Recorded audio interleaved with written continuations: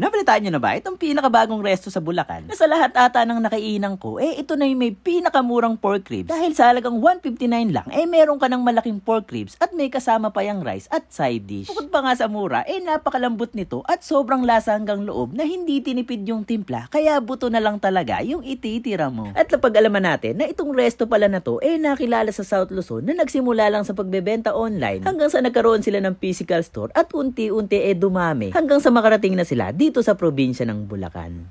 Yung Rib Sarap is nag-start talaga kami online. During pandemic, nagde-demand na yung mga customer namin na magtayo kami ng resto. And that's the time na nag-decide na kami. And thanks God, we're 19 branches right now. Ito nga pala ang Rib Sarap na matatagpuan sa Villanueva Street at Diversion Road, Malolo City, Bulacan, malapit lang sa La Consolacion University. Madali lang din sila puntahan dahil available naman sila sa Waze. I-search nyo lang yung pangalan ng resto nila na Rib Sarap, Malolos, Bulacan. Sa mga pupunta nga pala dito, open sila araw-araw from 11 AM to 10 PM. At kung may dala kayong sasakyan, less hassle na sa pagpapark dahil meron silang parking space. Medyo malawak nga yung dining area nila na alfresco style at sa tansya ko kayang mag-accommodate ng at least 50 to 60 persons. At heto naman yung menu nila na i-post nyo na nga lang para makita nyo yung presyo ng bawat pagkain nila. At ilan nga sa mga pwede nyong orderin dito ay yung kanilang topukatsu, fried calamares, nacho supreme, potato wedges, onion rings, fries, chicharron bulaklak, mozzarella sticks, steak, ribs with sausage or chicken, ribs platter, at may dessert pa sila na may iba't ibang flavors na napaka-affordable din. At heto nga't umorder na tayo nung ilan sa mga binabalik-balikan dito kagaya ng ribs with sausage, ribs with flavored chicken, potato wedges, at sa dessert naman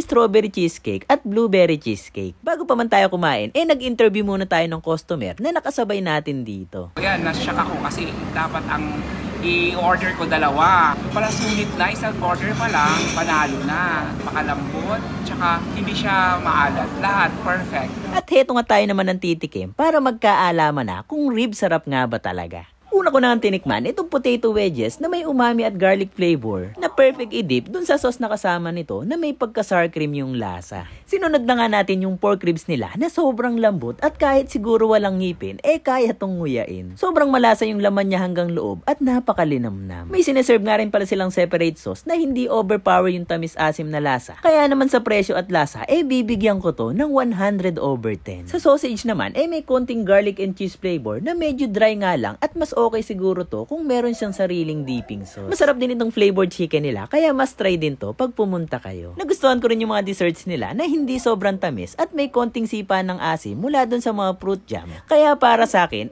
worth it yung ibabayad nyo dito. Ang sarap, hindi siya sobrang tamis. Tapos yung asim ng strawberry, pang balance dun sa sweet flavor nung pinaka-cream. And overall nga, highly recommended yung resto na to dahil bukod sa mura, masarap yung mga sineserve nila. Kaya naman talagang sobrang sulit yung ibabayad nyo. Kaya naman kung naghaharap ka ng mura at masarap na ribs, bisitahin nyo na sila dito sa Rib Sarap Malolos, Bulacan. I-mention mo na rin yung mga kaibigan mo na nagkikrib sa pork ribs na kagaya mo. At ngayon, nabalitaan nyo na. Alam nyo na yung susunod na gagawin. Hanggang sa muli! I love Rib Sarap! Number 1, consistency. Yan, importante yan. 1,000 times effort, hindi pwede 99% lang. So, kailangan talaga lahat ng effort na kaya mo ibigay. And kailangan mahalin mo kung ano yung ginagawa mo. Enjoy. Enjoy lang. Enjoy.